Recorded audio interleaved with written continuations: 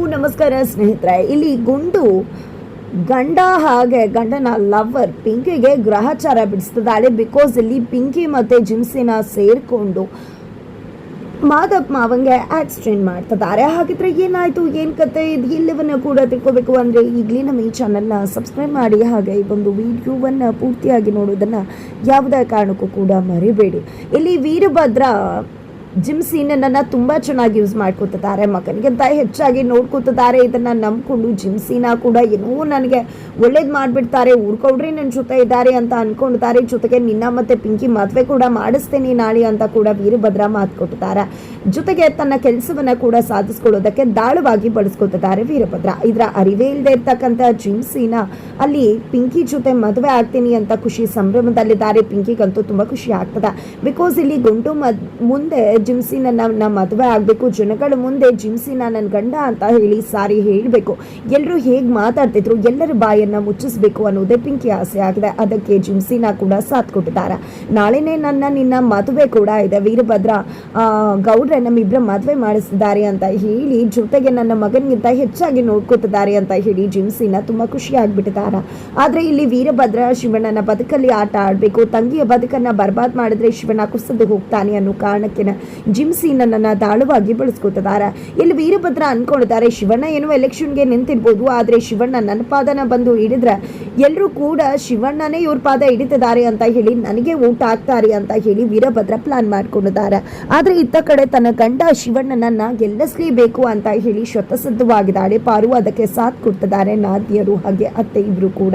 ತದನಂತರ ಇಲ್ಲಿ ಎಲ್ಲರ ಊರ ಮಂದಿ ಸೇರಿದ್ದಾರೆ. ಅಲ್ಲಿ ಶಿವಣ್ಣ ಎಲ್ಲರೂ ಮುಂದೆ ತನ್ನ ಒಂದು ಮತವನ್ನ ಹಾಕಿ ಅಂತ ಕೇಳಿಕೊಂಡು ತನ್ನ ಪಕ್ಷದ ಚುನಾವಣೆಯನ್ನ ಎಲ್ಲರ ಮುಂದೆ ರಿಲೀಸ್ ಮಾಡ್ತಿದ್ದಾರೆ. ಇದ ಒಂದು ಸಮಯದಲ್ಲಿ ಶಿವಣ್ಣ ಮಾತನಾಡೋ ರೀತಿ ಸ್ವಲ್ಪ ಬದಲಾಗಿದೆ.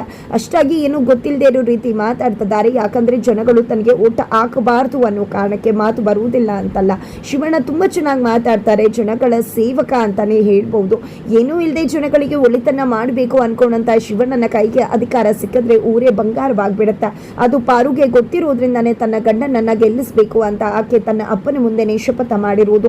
ಆದರೆ ಇಲ್ಲಿ ವೀರಭದ್ರ ಅವ್ರ ಮುಂದೆ ತಾನು ಗೆಲ್ಲಬೇಕಲ್ಲ ಅನ್ನೋ ಕಾರಣಕ್ಕೆ, ತನಗೆ ಯಾರು ಊಟಾಗಬಾರ್ದು ಅನ್ನೋ ಕಾರಣಕ್ಕೆ, ಮಾವನೇ ಗೆಲ್ಲಿ ಅನ್ನೋ ಕಾರಣಕ್ಕೆ ಇಲ್ಲಿ ಶಿವಣ್ಣ ಜನಗಳ ಮುಂದೆ ಅಷ್ಟಾಗಿ ಏನನ್ನ ಕೂಡ ಮಾತನಾಡುವುದಿಲ್ಲ. ಈ ಒಂದು ಸಂದರ್ಭದಲ್ಲಿ ಪಾರು ಅದನ್ನ ತುಂಬಾ ಚೆನ್ನಾಗಿ ಮ್ಯಾಚಪ್ ಮಾಡ್ತಾಳೆ. ಮಾತೇ ಬರದೆ ಸರಿಯಾಗಿ ಮಾತಾಡ್ತಾ ಇರ್ತಕ್ಕಂಥ ಶಿವಣ್ಣ ಯಾಕೆ ರೀತಿ ಮಾತಾಡ್ತಿದ್ದಾರೆ, ಒತ್ತಿ ಒತ್ತಿ ಯಾಕೆ ಒಂದನ್ನೇ 3 ಬಾರಿ ಹೇಳ್ತಿದ್ದಾರೆ ಅಂತ ಅಂದ್ರೆ ತನ್ನನ್ನ ಗೆಲ್ಲಿಸಬೇಕು ಅನ್ನೋದನ್ನ ನಿಮ್ಮ ಮನದಲ್ಲಿ ಅಚ್ಚೆ ಹಾಕ್ತಿದ್ದಾನೆ. ನಿಮ್ಮ ಮತ ಯಾರಿಗೆ ಅಂತ ಹೇಳೋದ್ರ ಮುಖಾಂತರ ಶಿವಣ್ಣಗೆ ಓಟ್ ಹಾಕಿ ಅಂತ ಹೇಳಿ ಪಾರು ತುಂಬಾ ಚೆನ್ನಾಗಿ ಕ್ಯಾಂಪೇನ್ ಅನ್ನ ಮಾಡ್ತಿದ್ದಾಳೆ. ಇಲ್ಲಿ ಗುಂಡು ಕೂಡ ತನ್ನ ಅಣ್ಣನಿಗೆ ಗೆಲ್ಲಬೇಕು ಅಂತ ಹೇಳಿ ಆಕೆ ಕೂಡ ಕ್ಯಾಂಪೇನ್ ಅನ್ನ ಮಾಡ್ತಿದ್ರೆ, ಇಲ್ಲಿ ತನ್ನ ಮಗ ಗೆಲ್ಲಿ ಅಂತ ಹೇಳಿ ಅಮ್ಮ ಆಶೀರ್ವಾದವನ್ನ ಮಾಡ್ತಿದ್ದಾರೆ. ಆದರೆ ಇಲ್ಲಿ ವೀರಭದ್ರ ಮಾತ್ರ ಎಲ್ಲ ಓಟು ಕೂಡ ತನಗೆ ಬೀಳುತ್ತೆ, ಶಿವಣ್ಣನನ್ನ ತನ್ನ ಪಾದಕ್ಕೆ ಬೀಳೋ ಹಾಗೆ ಮಾಡಿದ್ರೆ ಅಷ್ಟೇ ಸಾಕು ಅಂತ ಹೊಂಚಾಕಿ ಕಾಯ್ತಿದ್ದಾರೆ. ಆದರೆ ಇದೇ ಸಮಯಕ್ಕೆ ಆಲ್ರೆಡಿ ಪಾರು ಮಾಡಿರ್ತಕ್ಕಂಥ ಆ ಒಂದು ಪ್ಲಾನ್ ಸಕ್ಸಸ್ ಆಗ್ತದೆ. ಯಾಕಂದ್ರೆ ಇಡೀ ಊರಿಗೆ ಯಾವುದೇ ರೀತಿ ಶೌಚಾಲಯ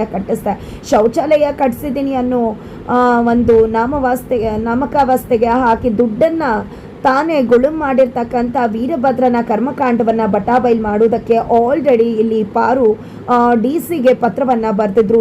ಹಾಗಾಗಿ ಇಲ್ಲಿ ಊರನ್ನ ಬಂದು ಪರಿಶೀಲನೆ ಮಾಡಬೇಕು ಅಂತ ಹೇಳಿ ಆಫೀಸರ್ಸ್ ಬರ್ತಿದ್ದಾರೆ. ಆ ಒಂದು ವಿಷಯ ವೀರಭದ್ರಗೆ ಗೊತ್ತಾಗ್ತಿದ್ದಾಗೆ, ಯಾರಪ್ಪ ಇದನ್ನ ಮಾಡಿದ್ದು, ನಾವು ಮಾಡಿರೋದೇ ಅರ್ಧಂಬರ್ಧ ಕೆಲಸ, ಆದರೆ ಪೂರ್ತಿ ಕೆಲಸ ಆಗಿದೆ ಅಂತ ಹೇಳಿ ದುಡ್ಡನ್ನ ಕಬಳಿಸಿದೀವಿ, ಈಗ ಸಿಕ್ಕಾಕೊಂಡ್ರೆ ಏನು ಮಾಡುದು ಅಂತ ಯೋಚನೆ ಮಾಡ್ತಿದ್ದಾರೆ.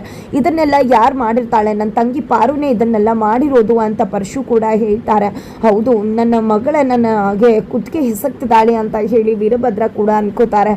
ಹೀಗೇಗಪ್ಪ ಒಂದೇ ದಿನದಲ್ಲಿ ಎಲ್ಲ ಶೌಚಾಲಯನ ಕೂಡ ಕಟ್ಟಕ್ಕಾಗತ್ತಾ ಅಂತ ಹೇಳ್ತಿದ್ರೆ, ಹೇಗೆ ಕಟ್ಟಕ್ಕಾಗತ್ತೆ, ಖಂಡಿತ ಯಾರನ್ನೇ ಕರ್ಕೊಂಡು ಬಂದರೂ ಕೂಡ ಅದನ್ನ ಕಟ್ಟೋಕ್ಕಾಗೋದಿಲ್ಲ. ಆದರೆ ಅವ್ರು ಬರೋದು ಎಲ್ಲಿಗೆ, ಬಯಲಿಗೆ ಬರ್ತಾರೆ. ಯಾಕಂದ್ರೆ ಬಯಲಿಗೆ ಯಾರಾದ್ರೂ ಬಂದರೆ ಶೌಚಾಲಯ ಇಲ್ಲ ಅನ್ನೋದನ್ನ ಕನ್ಫರ್ಮ್ ಮಾಡ್ಕೋತಾರೆ. ಹಾಗಾಗಿ ಯಾರು ಕೂಡ ಊರಿನ ಮಂದಿ ಬಯಲಿಗೆ ಹೋಗದೇ ಇರೋ ಹಾಗೆ ನಾವು ನೋಡ್ಕೋಬೇಕು. ಅಷ್ಟು ನೋಡ್ಕೊಂಡ್ರೆ ಸಾಕು.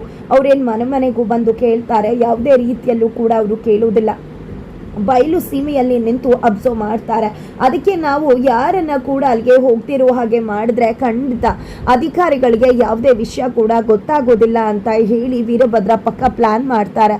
ಅದು ಹೇಗೆ ತಡೆಯೋಕ್ಕಾಗತ್ತೆ ಅಂದಾಗ ತಡಿಲೇಬೇಕು ಅಂತ ಹೇಳಿ ವೀರಭದ್ರ ಹೇಳಿದಾಗ ಇಲ್ಲಿ ಪರಶು ಮತ್ತು ಅವರ ಒಂದು ಛತ್ರಿ ಇಬ್ಬರು ಕೂಡ ಹೋಗಿದೆ ಬಯಲು ಸೀಮೆಗೆ. ಇಡೀ ಊರಿನ ಮಂದಿ ಹೋಗದಿರೋ ಹಾಗೆ ಪ್ಲಾನ್ ಮಾಡಿ ಇಲ್ಲಿ ಎಲ್ಲರನ್ನ ಕೂಡ ತಡೆದು ನಿಲ್ಲಿಸ್ತಿದ್ದಾರೆ. ಅತ್ತ ಕಡೆ ಊರಿಗೆ ಆಫೀಸರ್ ಕೂಡ ಬಂದಿದ್ದಾರೆ, ಚೆಕ್ ಮಾಡ್ತಿದ್ದಾರೆ, ಬಟ್ ಯಾರು ಕೂಡ ಬಯಲು ಸೀಮೆಗೆ ಹೋಗ್ತಾ ಇಲ್ಲ. ಹಾಗಾಗಿ ಇಲ್ಲಿ ವೀರಭದ್ರ ಸೇಫ್ ಅನ್ಕೋತಿದ್ದಾರೆ, ಬಟ್ ಖಂಡಿತ ಇಲ್ಲ. ಅದಕ್ಕೆ ತಿರುಗೇಟನ್ನ ಖಂಡಿತವಾಗ್ಲೂ ಪಾರು ಕೊಡ್ತಾಳೆ. ಇತ್ತ ಕಡೆ ಜಿಮ್ಸೇನ ಹಾಗೆ ಪಿಂಕಿ ಇಬ್ಬರು ಕೂಡ ರೈಡ್ ಬರ್ತಿದ್ದಾರೆ. ರೈಡ್ಗೆ ಹೋಗಬೇಕಾದ್ರೆ ತುಂಬ ಖುಷಿಯಿಂದ ಹೋಗ್ತಿರ್ತಾರೆ. ಅದೇ ಒಂದು ದಾರಿಯಲ್ಲಿ ಗುಂಡುನ ಕರ್ಕೊಂಡು ಮಾಧವ್ ಮಾವ ಕೂಡ ಬರ್ತಿರ್ತಾರೆ.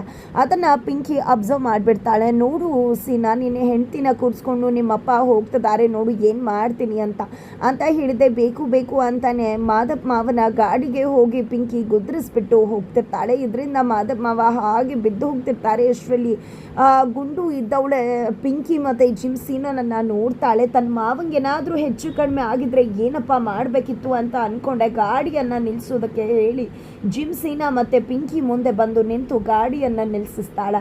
ನಂತರ ಯಾಕೆ ನಮ್ಮ ಕಣ್ಮುಂದೆ ಬಂದಿದ್ಯಾ ನೀನು, ಹೋಗ್ತಾ ಇರು ಅಂತ ಹೇಳಿ ಪಿಂಕಿ ಮತ್ತು ಸೀನಾ ಹೇಳ್ತಿದ್ರೆ, ಯಾಕೆ ದಾರಿಯಲ್ಲಿ ಹೋಗ್ತಿರೋರಿಗೆ ಅಡ್ಡ ಬಂದು ಹೊಡೆದಿದ್ದು ಯಾರು ಅಂತ ಕೇಳ್ತಾರೆ. ನಾವೇನು ಹೊಡೆದ್ವಿ, ನೀವೇ ಅಡ್ಡಿ ಬಂದಿದ್ದು ಹಾಗೆ ಹೀಗೆ ಅಂತ ಹೇಳಿ ಪಿಂಕಿ ಹೇಳ್ತಿದ್ದಾಳೆ. ಬಟ್ ಯಾವುದಕ್ಕೂ ಕೂಡ ಜಗದೆ ಬಗ್ದೇ ಇರ್ತಕ್ಕಂತಹ ಗುಂಡು ಕೊನೆಗೂ ತನ್ನ ಮಾವನಿಗೆ ಈ ರೀತಿ ಮಾಡಿದಂತಹ ಪಿಂಕಿಯನ್ನು ಖಂಡಿತ ಸುಮ್ಮನೆ ಬಿಡುವುದಕ್ಕೆ ಸಾಧ್ಯನೇ ಇಲ್ಲ. ಹಾಗಾಗಿ ತನ್ನ ಮಾವನಿಗೆ ಆಕ್ಸಿಡೆಂಟ್ ಮಾಡಿದಂಥ ಪಿಂಕಿಗೆ ಸರಿಯಾಗಿ ಗುಮ್ಮಿ ಕಪ್ಪಾಳಕ್ಕೆ ಬಾರಿಸೋದ್ರ ಮುಖಾಂತರ ಸರಿಯಾಗಿ ತಿರುಗೇಟನ್ನು ಕೊಟ್ಟು ಬುದ್ಧಿ ಕಳಿಸಿದಾಳೆ. ಅಂದು ತನ್ನ ಮಾವನಿಗೆ ಎದುರು ಕೊಟ್ಟು ಮಾತಾಡಿದಂತಹ ಗಂಡನನ್ನೇ ಕೂಡ ಹಿಂದೆ ಮುಂದೆ ನೋಡ್ದೆ ಮನೆಯಿಂದ ಹೊರಗಡೆ ದಬ್ದುಳುಗುಂಡು ಅಂಥದ್ರಲ್ಲಿ ತನ್ನ ಮಾವನಿಗೆ ಈ ರೀತಿ ಆಕ್ಸಿಡೆಂಟ್ನ ಬೇಕು ಅಂತ ಮಾಡಿದರೆ ಸುಮ್ಮನೆ ಬಿಡ್ತಾಳ? ಖಂಡಿತ ಇಲ್ಲ. ಭದ್ರಕಾಳಿ ಆಗಿದೆ ಇಲ್ಲಿ ಪಿಂಕಿಗೆ ಸರಿಯಾಗಿ ಪಾಠವನ್ನೇ ಕಲಿಸ್ತಿದ್ದಾಳೆ. ಜೊತೆಗೆ ಅತ್ತ ಕಡೆ ರಾಣಿ ಮನೆಯಲ್ಲಿ ನಿಜಕ್ಕೂ ಕೂಡ ಅನ್ಯಾಯ ನಡೀತದೆ. ಹೆಣ್ಣು ಮಕ್ಕಳ ಮೇಲೆ ದೌರ್ಜನ್ಯವನ್ನು ಸಿಗ್ತಿದ್ದಾರೆ ರಾಣಿಯ ಗಂಡನ ಅಣ್ಣಂದಿರು. ಇದನ್ನ ನೋಡಿ ಸಹಿಸದೇ ಇರ್ತಕ್ಕಂತಹ ರಾಣಿಯ ಗಂಡ ಅಣ್ಣನಿಗೆ ಕರೆಕ್ಟಾಗಿ ಶಿಕ್ಷೆಯನ್ನು ಕೊಡಬೇಕು ಅಂತ ಅನ್ಕೋತಾರೆ. ಜೊತೆಗೆ ಆ ಹೆಣ್ಮಗಳನ್ನ ಕೂಡ ಆತ ಕಾಪಾಡ್ತಾರೆ. ನಂತರ ಏನು ಶಿಕ್ಷೆ ಕೊಡೋದು ಅನ್ನೋದು ಗೊತ್ತಿಲ್ಲದೆ ಇದ್ದಾಗ ಇಲ್ಲಿ ಅತ್ತಿಗೆಯ ಸಹಾಯವನ್ನು ಕೇಳ್ಕೊತಾಳೆ ರಾಣಿ. ಆಗ ಇಲ್ಲಿ ಪಾರು ಹೆಣ್ಮಕ್ಳ ಕಷ್ಟ ಏನು ಅನ್ನೋದು ಈ ಗಂಡ್ಮಕ್ಳಿಗೆ ಗೊತ್ತಾಗೋದಿಲ್ಲ. ಅವ್ರಿಗೆ ಹೆಣ್ಣಿನ ವೇಷ ಹಾಕಿ ಬಿಡಿ, ಅವಾಗ ಗೊತ್ತಾಗತ್ತೆ ಹೆಣ್ಮಕ್ಳಿಗೆ ಎಂಥ ಕಷ್ಟ ಆಗತ್ತೆ ಅನ್ನೋದು ಅಂತ ಹೇಳಿ ಪಾರು ಹೇಳಿದಾಗ ಅದೇ ಶಿಕ್ಷೆಯಾಗಿ ಇಲ್ಲಿ ರಾಣಿಯ ಗಂಡ ತನ್ನ ಅಣ್ಣನಿಗೆ ವಿಧಿಸ್ತಿದ್ದಾರೆ. ಹಾಗಿದ್ರೆ ಕೊನೆಗೂ ಹೆಣ್ಮಕ್ಳ ಕಷ್ಟ ಏನು ಅನ್ನೋದು ಇಲ್ಲಿ ರಾಣಿಯ ಗಂಡನ ಅಣ್ಣನಿಗೆ ತಿಳಿಯುತ್ತಾ. ಇತ್ತ ಕಡೆ ಗುಂಡು ಪಿಂಕಿಗೆ ಸರಿಯಾಗಿ ಪಾಠ ಕಲಿಸಿದಾಳೆ. ಆತ ಕಡೆ ವೀರಭದ್ರನ ಕರ್ಮಕಾಂಡವನ್ನು ಬಯಲಿಗೆಳೆಯುವುದಕ್ಕೆ ಪಾರು ಸಿದ್ಧವಾಗಿ ಆಫೀಸರ್ನ ಕರೆಸಿದಾಳೆ. ಕೊನೆಗೂ ಆಫೀಸರ್ ಕೈಗೆ ವೀರಭದ್ರ ಸಿಕ್ಕಿ ಬೀಳ್ತಾರ. ಏನಾಗತ್ತೆ ಅನ್ನೋದನ್ನ ತಿಳ್ಕೋಬೇಕು ಅಂದರೆ ಈಗಲೇ ನಮ್ಮ ಈ ಚಾನಲ್ನ ಸಬ್ಸ್ಕ್ರೈಬ್ ಮಾಡಿ ಮುಂದಿನ ವಿಡಿಯೋಗೋಸ್ಕರ ವೆಯ್ಟ್ ಮಾಡೋದನ್ನು ಯಾವುದೇ ಕಾರಣಕ್ಕೂ ಕೂಡ ಮರಿಬೇಡಿ.